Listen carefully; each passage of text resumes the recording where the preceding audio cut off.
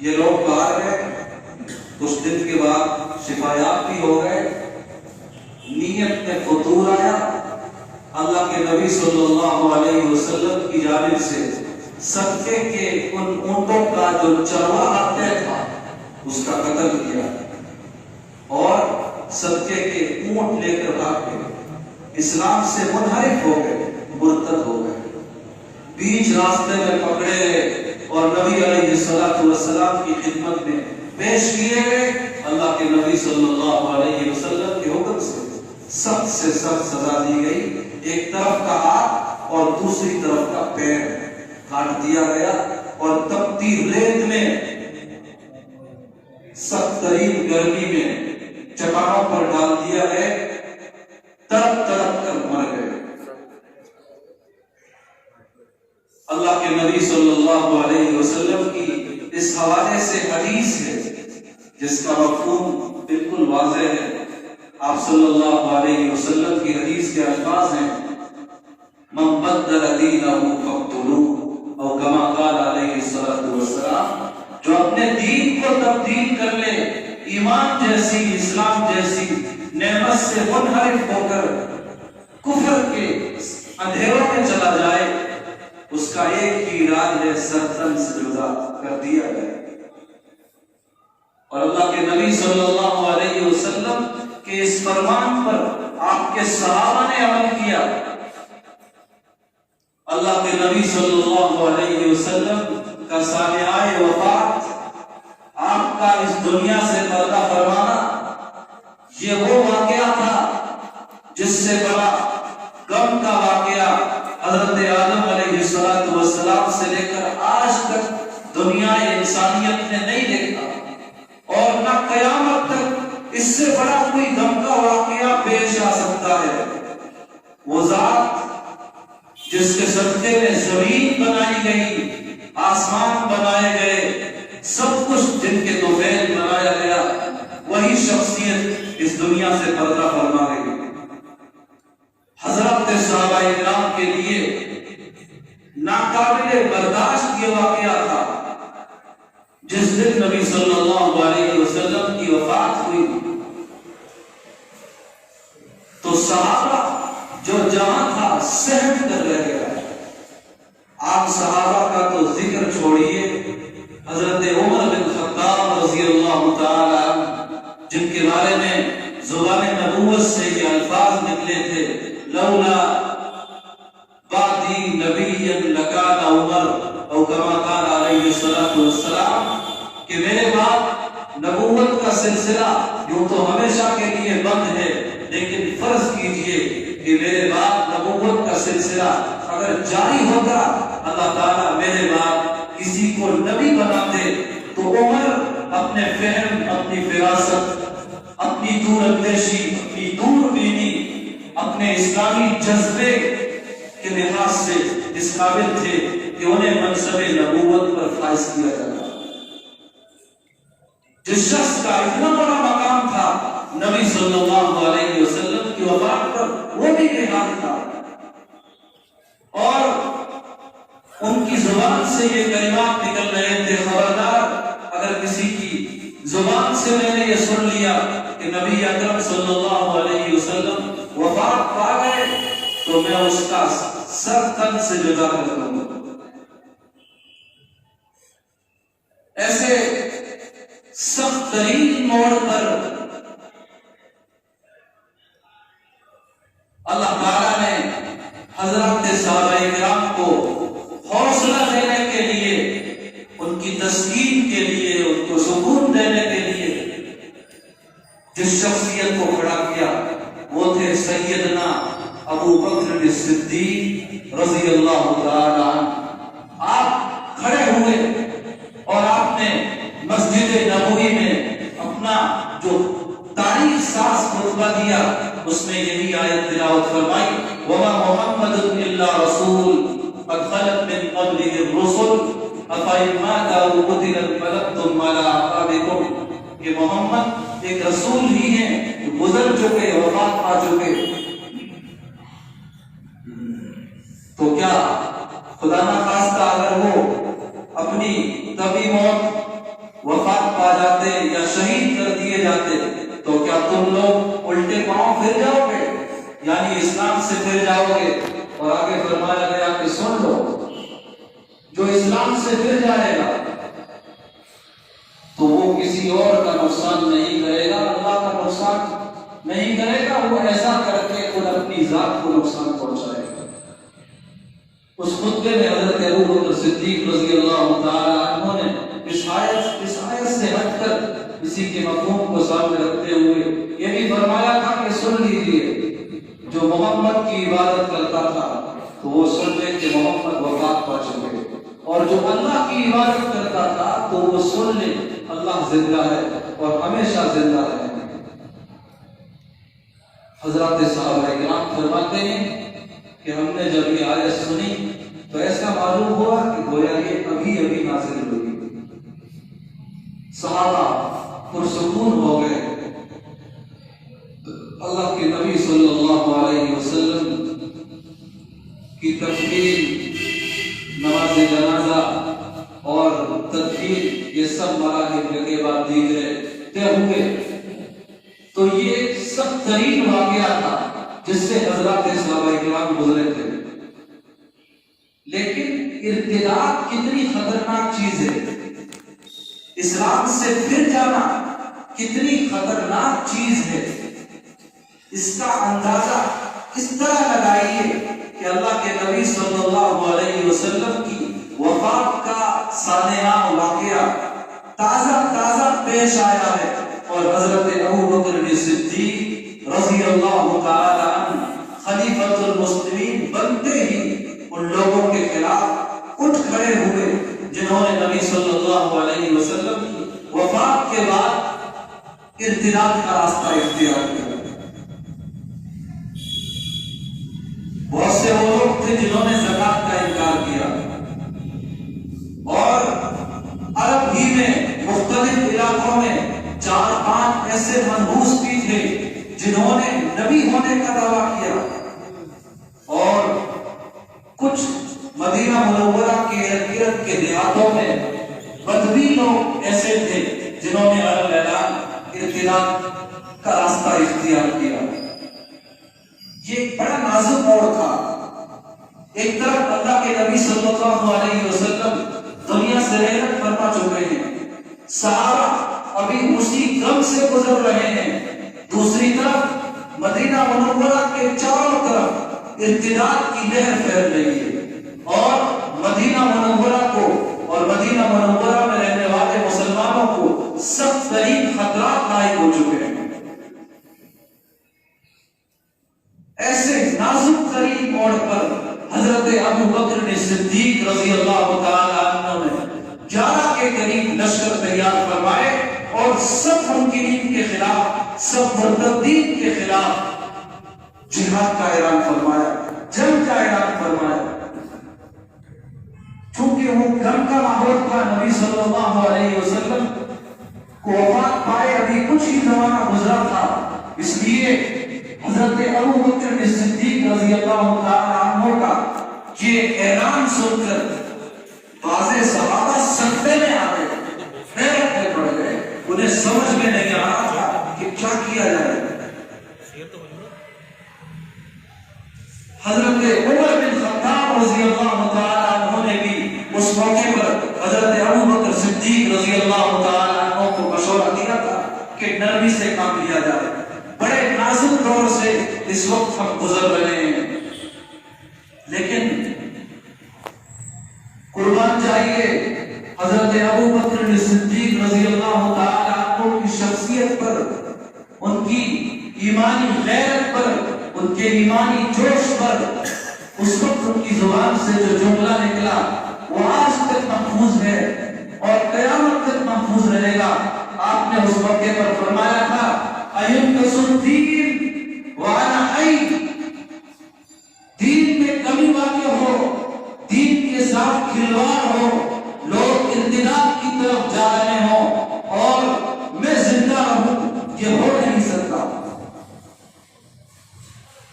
چنانچہ آپ کے اس جرأت مندانہ اعلان کے بعد حضرت عمر بن خطاب اور دیگر تمام صحابہ کو بھی اس حوالے سے شرح صلح ہو گیا اور آپ کے حکم کے مطابق لشکر تیار ہوئے اور متعین مقامات پر بھیجے گئے. آپ کی اس بروقت کارروائی سے وہ فتنہ ارتداد رک گیا. اس پر مضبوطی کے ساتھ لگام کس دی گئی. حضرت مورخین نے لکھا ہے اور بالکل صحیح لکھا ہے کہ اس دنیا کی اب تک کی تاریخ میں دو واقعات ایسے ہیں, دو شخصیات ایسی ہیں جنہوں نے بر وقت بہت بڑا فیصلہ کر لیا ہوتا تو آقا مدنی صلی اللہ علیہ وسلم کی یہ امت شاید کمزور ہو جاتی. سب سے پہلا واقعہ ہوئی حضرت ابو بکر صدیق رضی اللہ تعالی عنہ کا کہ نبی صلی اللہ علیہ وسلم کی وفات کے فوراً بعد جب صحابہ ایک عجیب و غریب کیفیت سے گزر رہے تھے اور مدینہ منورہ کے چاروں طرف ارتداد کی لہر عام تھی, آپ نے اس وقت ارتداد کے خلاف جو کارنامہ انجام دیا اور ایوب الدین وہاں قیم کا نعرہ لگا کر مرتدین پر ٹوٹ پڑے, تو اس وقت آپ کے اس کارنامے سے اسلام مضبوط ہوا, مسلمان مضبوط ہوا اور ارتداد کا فتنہ محو ہو کر رہ گیا, ختم ہو کر رہ گیا. اگر حضرت ابو بکر صدیق اس موقع پر یہ قدم نہ اٹھاتے تو شاید آقا مدنی صلی اللہ علیہ وسلم جو امت تیار فرما کر رہے تھے یہ کمزوری کا, ضعف کا اور استعداد کا شکار ہو جاتے. دوسرا واقعہ امام احمد بن حنبل کا ہے.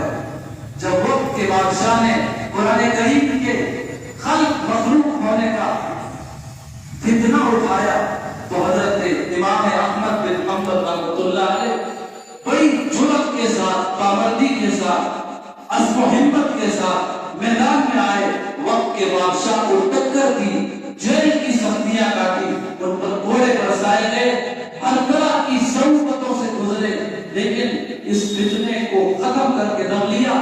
حضرات محدثین اور لکھتے ہیں اور بالکل صحیح لکھتے ہیں کہ امام احمد بن حنبل نے اگر وقت کے بادشاہ کا اس سختی کے ساتھ, اس جرأت کے ساتھ مقابلہ نہ کیا ہوتا تو محمد رسول اللہ صلی اللہ علیہ وسلم کو ماننے والے ضعف کا, کمزوری کا شکار ہو جاتے.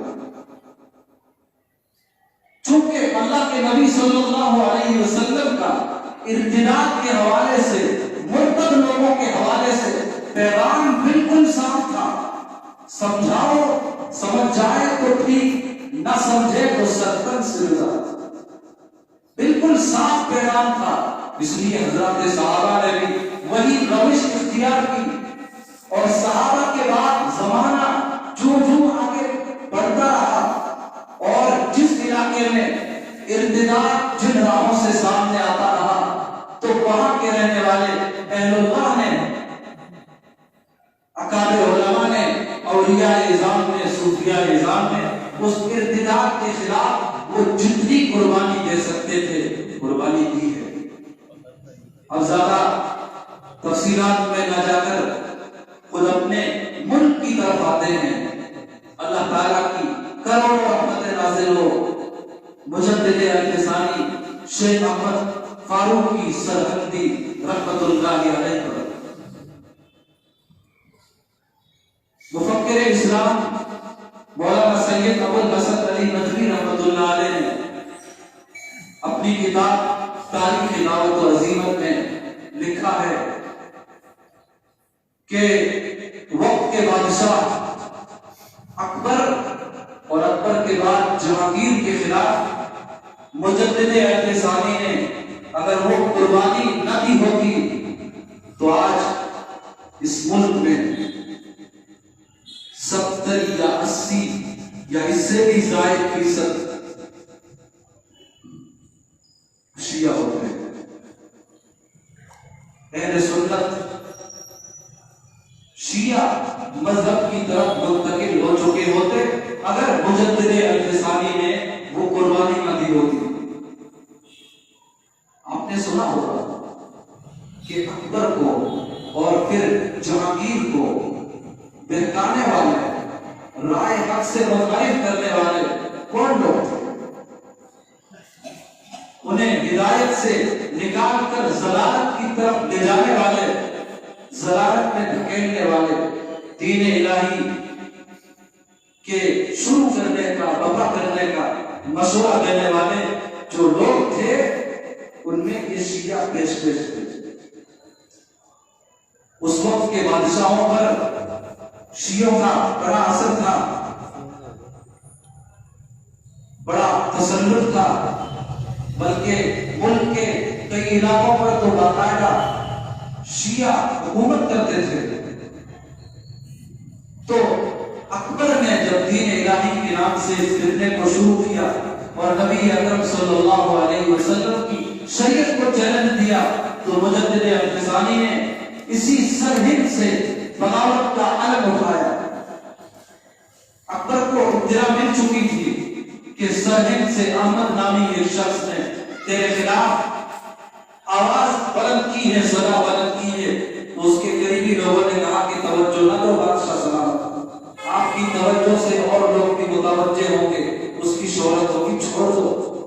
اکبر نے توجہ نہیں دی۔ کچھ وقت کے بعد اکبر دنیا سے چلا گیا۔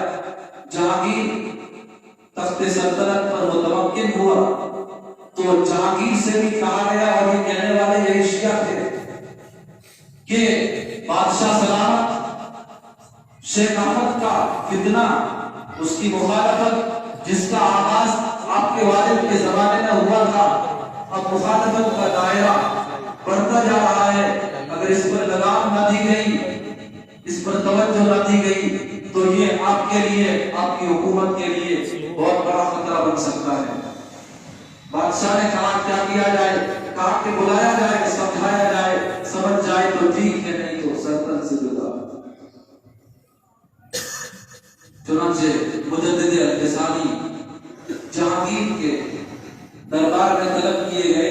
یہ ایک بڑا تفصیل طلب واقعہ ہے۔ خلاصہ یہ ہے کہ جہانگیر کے سامنے جب مجدد الفسانی نے ڈنکے کی چوٹ پر حق کا اعلان کیا، سچ کا اعلان کیا، اس کی باپ کی جاری کردہ رسومات کے خلاف ابو بکر کسی جرأت کے ساتھ، عزم کے ساتھ کھل کر برسے، تو سب پر سکتہ طاری ہو گیا، جہانگیر پر بھی اور وہاں موجود اس کے حواریین پر، اس کے وزراء پر بھی۔ کسی کے پاس کوئی جواب نہیں تھا۔ بادشاہ نے کیوں جب اپنے کو اور اپنے لوگوں کو ذلیل ہوتے ہوئے دیکھا، تو کہا کہ اس کا سر قلم کر دیا جائے۔ تو اس وقت کا جو وزیر اعظم تھا، اس کا نام اس وقت ذہن سے نکل رہا ہے، جہان الملک یا نور الملک، اس طرح کا کچھ نام تھا۔ اس نے مشورہ دیا کہ بادشاہ سلامت انہیں سولی پر نہ چڑھاؤ، شیخ احمد سرہندی کو، آپ نہیں جانتے اس کا اثر و رسوخ کتنا ہے۔ کہا پھر کیا کیا جائے؟ آخر یہ جو اس طرح توہین کر رہا ہے، کہا کہ گوالیار کے قلعے میں بند کر دو، جب توبہ کر لے گا تو چھوڑ دیں گے، نہیں تو قلعے میں رکھیں گے۔ اس پر عمل کیا گیا، گوالیار کے قلعے میں شیخ احمد کو بند کر دیا گیا۔ جب آپ کو بند کر دیا گیا تو اس وقت ہمارے پنجاب سے خان اعظم جو یہاں کے گورنر تھے، جہانگیر کے ماتحت تھے، اور بنگال میں خانہ خانہ جو وہاں کے گورنر تھے اور جہانگیر کے ماتحت تھے، اور پشاور پڑوسی ملک میں وہاں کے گورنر ماہر خان، یہ تینوں گورنر تھے، جہانگیر کے ماتحت تھے، لیکن یہ تینوں کے تینوں مجدد الفسانی کے مرید تھے، ان کے ہاتھ پر بیعت تھے۔ مجدد الفسانی نے اتنا بڑا جو کارنامہ انجام دیا ہے، بڑی ہمت کے ساتھ، بڑی مصلحت کے ساتھ انہوں نے یہ انجام دیا۔ جب اس گورنروں کو پتا چلا کہ ہمارے شیخ کو جہانگیر نے گوالیار کے قلعے میں بند کر دیا ہے، تو ان تینوں نے بادشاہ کے خلاف بغاوت کا اعلان کر دیا کہ ہم آج سے جہانگیر کی جہانگیری کے ختم کا اعلان کرتے ہیں، ہم اس کی بادشاہت نہیں مانتے، اور اپنے اپنے لشکروں کے ساتھ بادشاہ سے مقابلے کے لیے نکل پڑے۔ دریائے جہلم کے قریب گھمسان کا رنگ پڑا، جس میں بادشاہ کو شکست فاش ہوئی۔ یہ تینوں گورنر ان کی فوجیں فتحیاب ہوئی اور جہانگیر زندہ پکڑا گیا. ان تینوں نے جہانگیر کو زندہ پکڑا، اس کی بادشاہ کے خاتمے کا اعلان کر دیا اور پھر اپنے شیخ حضرت مجدد الفسانی کو گوالیار کے قلعے خط لکھا. ہمیں جب یہ اطلاع ملی کہ ہمارے شیخ و مرشد کو جہانگیر نے قید میں ڈال دیا ہے تو ہم نے اس سے مقابلہ کیا. آج یہ زندہ ہمارے ہاتھوں میں ہے، فیصلہ اس کا آپ کے ہاتھ میں ہے. خط آپ کے پاس پہنچ چکا ہے، فیصلہ آپ نے کرنا ہے. یہ خط جب مجدد الفسانی کے پاس پہنچا تو حضرت شیخ نے جوابی خط لکھا. اس میں لکھا کہ خدا کے واسطے میرا کیس خراب نہ کرو، میرا بادشاہ سے جھگڑا تاج و تخت کا نہیں ہے، صرف اس ارتداد کو لے کر، صرف ان خرافات، ان بدعات، ان رسومات کو لے کر ہے جس ارتداد کو، جن بدعات کو، جن خلاف، جن خرافات کو اس کے والد نے شروع کیا تھا اور جس پر یہ بھی عامل و عمل کرا ہے. جب یہ خط آیا تو تینوں گورنر سمجھ گئے کہ ہمارے شیخ تو ہم سے ناراض ہیں. تو یہ تینوں اپنے شیخ کا خط لے کر جہانگیر کے یہاں پہنچے تو مورخین لکھتے ہیں کہ یہ صلح کا وقت تھا. جب یہ بادشاہ کے پاس پہنچے، جہانگیر کے پاس پہنچے اور اپنے شیخ کا خط رکھا ان کے پاس کہ ہم نے آپ کے ساتھ جو کچھ کیا ہے ہمارے شیخ کی مرضی کے خلاف ہو گیا، شیخ تو ہم سے ناراض ہے. جہانگیر پہلے سے رو رہا تھا. اس نے اسی رات میں خواب میں نبی اکرم صلی اللہ علیہ وسلم کو دیکھا. آپ نے جہانگیر سے فرمایا تھا، اور جہانگیر پورے ہندوستان میں صرف ایک شخص ہے جو میری سنت کا دم بھرتا ہے، اعلاء کلمت اللہ کی نسبت پر ہر طرح کی قربانیاں پیش کر رہا ہے. اسی ایک کو تو نے قید میں ڈالا ہوا ہے. روز محشر مجھ سے مغفرت کی کیا امید رکھتا؟ یہ خواب دیکھا، بے چین ہو گیا. آنکھ کھلی تو صبح تک روتا ہی رہا، یہ بھی رو ہی رہا تھا کہ صبح خط پہنچا. خط میں دیکھا کہ مجدد تو مجھے بادشاہ بنائے جانے کے حق میں ہے. اس خط نے اس کے غم میں اور اضافہ کر دیا اور کہنے لگا، گورنروں اب اس طرح بادشاہ نہیں بنتا، اب مجھے اپنے ساتھ گوالیار کے قلعے لے چلو. چنانچہ گورنروں کے ساتھ یہ بادشاہ گوالیار کے قلعے میں پہنچا. مجدد الفسانی کے سامنے جھکنے لگا، ان کی کرم نوشی کرنے لگا. حضرت مجدد نے پھر ٹوکا، کہا یہ کیا کرتے ہو جہانگیر؟ یہ تو ان خرافات میں سے، ان رسومات میں سے، ان بدعات میں سے ایک رسم ہے، ایک بدعت ہے جس کی شریعت اجازت نہیں دیتا. اسی طرح کی چیزوں کو لے کر تو میرا تیرے والد سے جھگڑا تھا، ورنہ تاج و تخت کا جھگڑا نہ تیرے والد سے نہ تھا تجھ سے. جہانگیر نے اپنا سرکاری لیٹر پیڈ پیش کیا جس کے آخر میں جہانگیر کا دستخط تھا اور شیخ سے کہا، مجدد الفسانی سے کہا، میرا دستخط اس پر موجود ہے. اوپر کا صفحہ بالکل خالی ہے، آپ اس پر جو تحریر لکھ دیں اور اس تحریر میں ان گورنروں میں سے یا اپنے خلفاء و مجازین میں سے آپ جس کو مناسب سمجھیں اپنی طرف سے بادشاہ کے طور پر طے کر دیں، لکھ دیں. آخر میں میرا دستخط ہے، یہ میرا فرمان سمجھا جائے گا اور پورے ملک کی رعایا اسے اپنا بادشاہ تسلیم کرے گا. حضرت مجدد نے وہ سرکاری لیٹر پیڈ اپنے ہاتھ میں لیا اور پھر ارتداد کے، کفر کے، شرک کے، بدعت و خرافات کے، قبیل سے تعلق رکھنے والی جتنے چیزیں تھیں جن کے آغاز کا ذریعہ اکبر بنا تھا، ان سب کو اسی سرکاری لیٹر پیڈ پر لکھا بھی ترتیب خطبہ مسنونہ کے بعد اور جہانگیر سے کہا، اللہ تمہارا حامی اور ناصر ہو، بادشاہ تم ہی رہو گے. تمہیں نصیحت اول اور آخر یہی ہے کہ ارتداد سے تعلق رکھنے والی ان تمام چیزوں کی بندش کا آپ اپنی طرف سے حکومتی سطح پر اعلان کریں اور اس کے لیے جو کچھ کر سکتے ہیں وہ کریں، آخری حد تک جائیں۔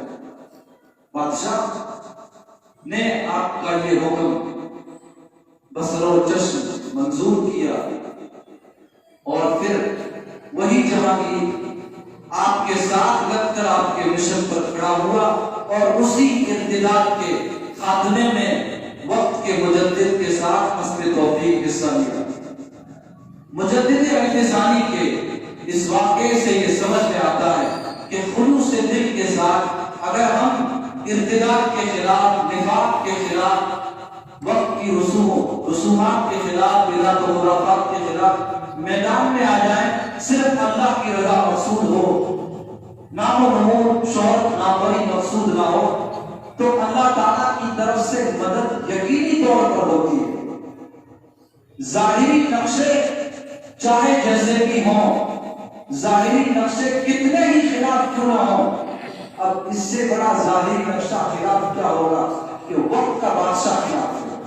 اور مجدد عہد ثانی ایک گوریاں نشین انسان ہے، خانقاہ چلانے والا انسان ہے، لیکن اخلاص کے ساتھ جب ارتداد کے خلاف وہ میدان میں آئے تو اللہ تعالیٰ نے ان کی ایسی مدد فرمائی کہ وقت کا بادشاہ خود ان کے حلقۂ ارادت میں شامل ہوا، خود ان کا مرید بنا اور ان کا مشن بڑی تیزی کے ساتھ ملک بھر میں عام ہوا اور پھیلا، اور وہ ملت اسلامیہ جو بڑی تیزی کے ساتھ ارتداد کی طرف، شیعیت کی طرف چلی جا رہی تھی، آپ کی اس کوشش سے، آپ کے اس پیغام سے، آپ کے اس مشن سے امت مسلمہ کا رخ پلٹا اور امت مسلمہ اپنے اسلام پر، اپنے عقیدے پر، اپنے ایمان پر ثابت قدم رہی۔ آج ہم جس دور میں جی رہے ہیں تو ایسا تو نہیں ہے کہ ارتداد کے واقعات اب پیش نہ ہوئے، جس طرح نبی صلی اللہ علیہ وسلم کے زمانے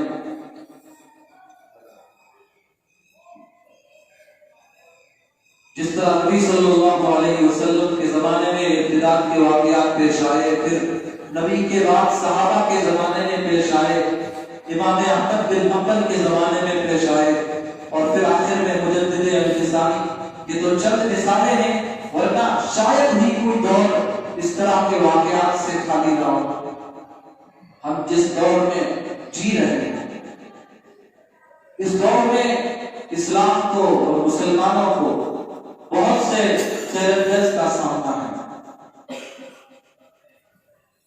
ہندوستان کے مسلمان اس وقت جن بڑے چیلنجوں سے گزر رہے ہیں، سامنا کر رہے ہیں، ان میں ایک بہت بڑا چیلنج یہ ہے کہ ہمارے مسلمان لڑکے بھی اور مسلمان لڑکیاں بھی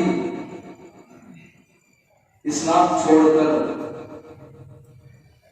غیروں سے شادی رچا رہے ہیں، اور اس طرح ہمیشہ ہمیشہ کے لیے جہاں ہم سب کے لیے، ملت اسلامیہ کے لیے، اسلام مسلمانوں کے لیے، عالم اسلام کے لیے رسوائی کا ذریعہ بن رہے ہیں، اس سے بڑھ کر ہمیشہ کے لیے اپنے آپ کو جہنم کا ایندھن بنا رہے ہیں۔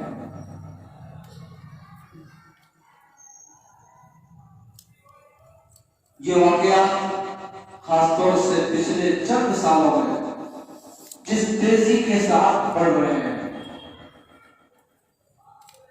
وہ ایک بڑا تشویشناک پہلو ہے۔ بمبئی میں، مدراس میں، کلکتہ میں، دہلی میں، بڑے شہروں میں ایسے واقعات کا تناسب بہت زیادہ ہے۔ کورٹ میرج آفیسروں کے آفسوں میں جا کر رجسٹر دیکھے جائے تو ایک جگہ سے کئی سو مسلمان لڑکے اور لڑکیاں ایسے ہیں جنہوں نے اپنی طرف سے خود درخواستیں ڈال رکھی ہیں کہ ہم اپنی مرضی سے، اپنی اچھا سے اسلام چھوڑ رہے ہیں، ہندو دھرم یا کوئی اور دھرم اپنا رہے ہیں، ہم پر کسی کا کوئی دباؤ نہیں، کوئی زور نہیں، ہم اپنی مرضی سے دھرم بھی کنورٹ کر رہے ہیں اور اپنی مرضی سے شادی رچا رہے ہیں۔ ایک اس طرح کے آفس میں کئی 100 درخواستیں آج موجود ہیں اور ان کا تناسب حیرت انگیز طور پر بڑھتا جا رہا ہے۔ اللہ تعالیٰ اس صورتحال کے سدباب کے لیے ہمیں مضبوط طریقے سے کوششیں کرنے کی توفیق عطا فرمائے۔ یوپی میں اس طرح کے واقعات بہت پیش آئے ہیں۔ ایک صاحب بتا رہے تھے خالی میرٹھ میں 500 سے زائد، غازی آباد میں 900 کے قریب اس طرح کے واقعات پیش آئے ہیں۔ ہمارا پنجاب بھی اس سے سلامت نہیں۔ لدھیانہ میں کچھ مہینے پہلے ایک سروے کیا گیا تھا تو 35 ایسے واقعات تو سامنے آ چکے ہیں کہ مسلمان لڑکے نے یا مسلمان لڑکی نے کسی غیر مذہب کی لڑکی یا لڑکے سے شادی رچانے کے لالچ میں مذہب اسلام کو خیرباد کیا۔ 35 واقعات سامنے آئے تھے جو بالکل کنفرم تھے۔ یہ تو وہ واقعات ہیں جو ایک سرسری طور پر جو سروے کیا گیا اس میں سامنے آئے، اور وہ لوگ جو اب تک کسی کے علم میں نہیں ہیں ان کی تعداد کتنی ہوگی اللہ رب العزت کی زیادہ بہتر جانتے ہیں۔ اور اب تو یہ مرض اتنا عام ہو رہا ہے کہ صرف شہروں کی بات نہیں، اب دیہات بھی اس کی زد میں ہیں۔ یہ واقعات کیوں پیش آتے ہیں؟ اس کی بڑی وجوہات ہیں۔ حضرات علماء اپنے طور پر اس طرح کی وجوہات بیان فرماتے ہیں اور ہمارا عصری تعلیم یافتہ طبقہ وہ اس صورتحال کے اسباب کا اپنے طور پر تجزیہ پیش کرتا ہے۔ چند موٹی موٹی باتیں اس وقت عرض کی جا رہی ہے۔ اللہ تعالیٰ عمل کی نیت سے، عمل کے جذبے سے ہمیں سننے کی توفیق عطا فرمائے کہ ارتداد کے خلاف اگر نبی میدان میں آیا، صحابہ میدان میں آئے، احمد بن حنبل میدان میں آئے، مجدد الفسانی میدان میں آئے، ہمارے دیگر اکابر تقسیم سے پہلے، تقسیم کے بعد ارتداد کے خلاف میدان میں آئے، جو کوششیں ملک کے آئین قوانین کو سامنے رکھتے ہوئے کر سکتے تھے اس نے انہوں نے ڈائریکٹ نہیں کیا۔ تو ہماری بھی یہ ذمہ داری رہتی ہے کہ ہم آج کے ماحول میں اس فتنے کے خلاف اپنے طور پر جو کچھ کر سکتے ہوں کریں، ہر حال میں کریں۔ اگر نہیں کریں گے تو اللہ تعالیٰ کے نام سے باز پرست ہونا طے ہے، اور اگر باز پرست ہوئی اور ہم نے اس زندگی میں اس حوالے سے کچھ نہ کیا تو پھر جواب دہی بھاری ہو جائے گی۔ چند اسباب۔ سب سے پہلا سبب جو اس صورتحال کا، یعنی ہمارے مسلمان بچوں کے اور بچیوں کے مرتد ہونے کا، غیروں کے ساتھ چلے جانے کا، شادی رچانے کا ذریعہ اور سبب بنتا ہے، وہ ہے دینی تعلیم سے دوری۔ گھر میں دین کا ماحول نہیں، دینی تعلیم کا ماحول نہیں، قرآن کی تلاوت نہیں، نمازوں کا اہتمام نہیں، دینی کتب کے مطالعے کا کوئی اہتمام نہیں، دینی کتابیں سننے سنانے کا کوئی نظم نہیں، عقائد کا کوئی ذکر نہیں، نبی کی سیرت کا، زندگی کا کوئی ذکر نہیں۔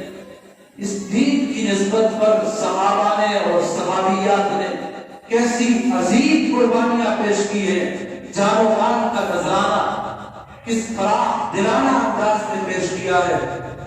ان ایمان افروز واقعات کا کوئی ذکر نہیں۔ گھروں کی یہ بے دینی، گھروں کے ماحول کا دین سے، دینی تعلیمات سے دور ہونا ان واقعات کا ایک بہت بڑا سبب ہے۔ دوسرا سبب، معاف کیجیے گا بات بڑی تلخ ہے لیکن حقیقت بھی ہے، والدین کی بے توجہی۔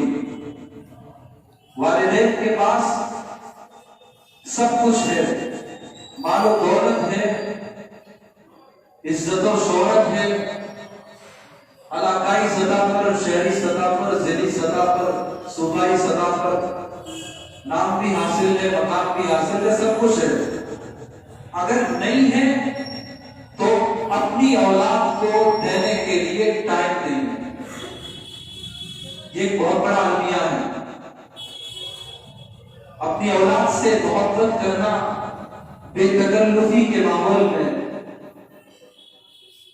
انہیں دین کی باتیں سمجھانا، سکھانا، یہ ہم سب کی بنیادی ذمہ داری ہے۔ تیسری چیز، آزادانہ مخلوط تعلیم، پورے ملک میں، ملک سے باہر بھی، عصری اداروں میں بالغ لڑکوں کی اور بالغ لڑکیوں کی جو اکٹھی تعلیم ہوتی ہے، یہ تعلیم بھی ارتداد کا راستہ ہموار کرنے میں بہت بڑا کردار ادا کرتی ہے۔ عجیب و غریب صورتحال ہے۔ غیر مذہب سے تعلق رکھنے والے لڑکے اپنی کلاس میں پڑھنے والی مسلمان بچیوں سے دوستی مانگتے ہیں، اور پھر یہی دوستی آگے چل کر شادی کے وعدوں اور ارادوں میں تبدیل ہوتی ہے، اور اس طرح شدہ وہ ہماری مسلمان بچی نعمت ایمان سے ہمیشہ کے لیے محروم ہو جاتی ہے۔ اور اگر کوئی مسلمان بچی سمجھدار ہو، راست طور پر کسی ایسے غیر مذہب سے تعلق رکھنے والے فرد کے جھانسے میں نہ آتی ہو، تو ایک دوسرا حربہ یہ بھی اختیار کیا جاتا ہے کہ کچھ اس طرح کی غیر مسلم لڑکیاں ہیں، انہیں واسطہ بنایا جاتا ہے۔ وہ غیر مسلم لڑکیاں ہماری مسلم بچیوں سے دوستی کرتی ہیں، اور پھر یہی غیر مسلم لڑکیاں اور مسلمان لڑکیوں کو اپنے پہلے سے شناسا اور تعلق رکھنے والے غیر مسلم لڑکوں سے ملاقات کرواتی ہیں، تعلقات قائم کرواتی ہیں، اور پھر یہی تعلقات شدہ محبت میں اور شادی میں اور اس طرح ارتداد میں تبدیل ہوتے ہیں۔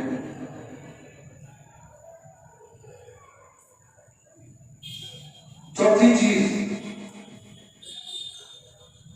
حد سے زیادہ آزادی اور اولاد کی جائز ناجائز ہر فرمائش کو والدین کی طرف سے پورا کرنا۔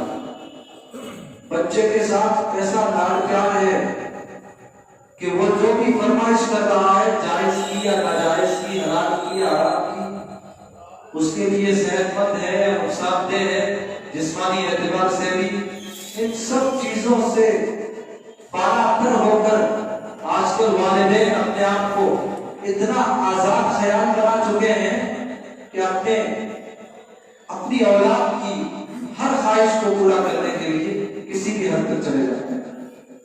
نتیجہ یہ ہے کہ ہماری بچیاں اور ہمارے بچے موبائلوں کا غلط استعمال کرتے ہیں، اور والدین کے اتنے ڈانٹتے ہیں کہ وہ ان کے موبائل کے استعمال پر توجہ نہیں دیتے، بلکہ اس طرح کی توجہ دینے کو، اس طرح کی دیکھ ریکھ کو اپنے تعلق کے، اپنی محبت کے، اپنے پیار کے خلاف سمجھتے ہیں، اس کی توہین سمجھتے ہیں۔ نتیجہ یہ ہے کہ فیس بک کے بہانے، واٹس ایپ کے بہانے، اور نہ جانے سوشل میڈیا پر کس طرح کے پلیٹ فارم تیار ہو چکے ہیں جن پر چل کر ہمارے بچے بھی اور ہماری بچیاں بھی وہ کام کر گزرتے ہیں کہ جس کی وجہ سے والدین کو بھی شرمندہ ہونا پڑتا ہے، پوری ملت اسلامیہ کو شرمندہ ہونا پڑتا ہے۔ کہ اصلاح کی فکر بھی ضرور پیدا ہو۔ دوسرا کام، گھروں میں دینی تعلیم ہو، کوئی بھی دینی کتاب اٹھا لائیے کہ وہاں پڑھنے کے ساتھ ساتھ انہیں کسی عالم کی خدمت میں، اپنے مسجد کے امام صاحب کی خدمت میں یا تیسرے محلے کے کسی اور عالم کی خدمت میں اسے روزانہ بھیجیے. تھوڑے بہت وقت کے لیے ہی صحیح وہ وہاں جائے, قرآن سیکھے, دین کی باتیں سنیں, اردو سیکھے اور مطالعے کی عادت کریں. یہ کام بچے بھی کریں اور یہی کام بچیاں بھی کریں. بچیوں کا کسی ایسی عورت سے تعلق قائم کروائیں جو عالمہ ہو, یا عالمہ نہ ہو تو دینی مزاج رکھنے والی ہو, دین کی موٹی موٹی باتوں کا علم رکھنے والی ہو. اپنی بچیوں کا ایسی مستورات سے تعلق قائم کروائیں. چوتھی بات, آج کل زیراکس اور موبائل ریچارج کی دکانوں کے بارے میں آپ نے سنا ہوگا کہ اس طرح کی دکانوں سے ہماری مسلمان بچیوں کے آدھار کارڈ کے فوٹو, ان کے موبائل نمبر,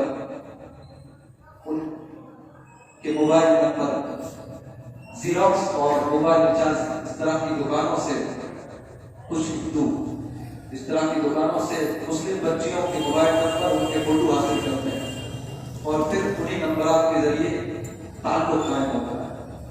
اس لیے اپنی بچیوں کو اس طرح کی دکانوں پر ہرگز نہ بھیجیں. اور اس طرح کی دکانوں کے علاوہ بھی ہر وہ ماحول جہاں اس طرح کی کوششیں کی جاتی ہوں, نمبرات کے حصول کی, تصویروں کے حصول کی, آدھار کارڈ کا فوٹو لینے کی, دکانوں کے علاوہ بھی اس طرح کے راستے ہو سکتے ہیں, تو اس طرح کے راستوں پر غور ہونا چاہیے. اور جہاں کہیں اس طرح کا ماحول, اس طرح کا راستہ علم میں آئے, اپنی بچیوں کو وہاں بھیجنے کی غلطی کسی صورت نہ کی جائے. اللہ تعالیٰ ہم سب کو زندگی کے آخری سانس تک اسلام پر, ایمان پر ثابت قدم رکھے. ارتداد سے اللہ تعالیٰ ہماری بھی حفاظت فرمائے, ہماری نسل کی بھی حفاظت فرمائے, اور ارتداد کی جو وبا اس وقت ملک بھر میں عام ہو رہی ہے, اللہ تعالیٰ اس کے خلاف ہمیں اپنی سطح پر اپنی حد تک خدمات انجام دینے کی توفیق عطا فرمائے, اور خدمات کو اللہ تعالیٰ بارآور بھی فرمائے. آج کے اس پروگرام میں ہم سب کے شکریہ کے مستحق ہیں جمعیت علماء ضلع لدھیانہ کے ضلع سنگرور کے صدر محترم مفتی عبدالملک صاحب قاسمی, جن کی کوششوں سے سیرت النبی کے عنوان سے اس بہت ہی پاکیزہ اور مبارک سلسلے کا آغاز ہوا ہے. اس طرح کی مجالس میں جب ہم شرکت کریں گے تو انشاءاللہ دینی لحاظ سے, دنیاوی لحاظ سے ہمارا بہت بڑا فائدہ ہوگا. ہمارے اتنے بڑے فائدے کا ذریعہ اور وسیلہ بن رہے ہیں مفتی عبدالملک صاحب قاسمی. اللہ تعالیٰ ان کی کوششوں کو قبول فرمائے, برابر فرمائے. اسی طرح ہمارے جامع مسجد ضلع احمد گڑھ کے امام و خطیب ہمارے مخدوم محترم جناب قاری منور صاحب اور ان کے صاحبزادے قاری مفتی اسد صاحب متظلہم, اور ہمارے مالر کوٹلہ دارالقضا کے قاضی صاحب مولانا قاری عاشق الہی صاحب, قاری خورشید صاحب, اور یہاں موجود دیگر تمام اکابر علماء, ائمہ اعظام, اور تمام حضرات کا شکر گزار ہوں کہ آپ نے اس سلسلے کا آغاز کیا اور دیر سے آپ نے سیرت نبی کی نسبت پر اپنے آپ کو یہاں بٹھائے رکھا, جمائے رکھا. اللہ تعالیٰ ہماری اس حاضری کو آپ کے دھیان سے معروضات کو سننے پائے, ہم سب کی دنیا میں اور آخرت میں سرخ روئی کا, کامیابی کا ذریعہ فرمائے. Thanks for watching. Don't forget to like, comment, share and subscribe to Al Wahid channel.